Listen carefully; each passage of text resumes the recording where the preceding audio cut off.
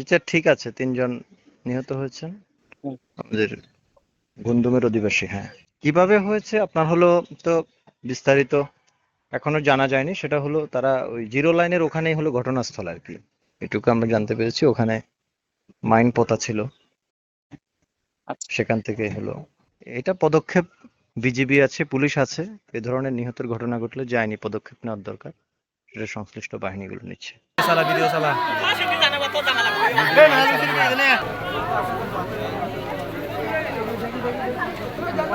বিস্তারিত আমার কাছে এখনো নাই, এখনো ওরা বিজেপি এখনো এটাদেরকে রেস্কিউ করে না। আপনার 3 জন মাইন বিস্ফোরণে মারা গেছে ভাই, এটা এখন কর্তৃপক্ষের সিদ্ধান্ত যেটা হয় আর কি পরবর্তীতে।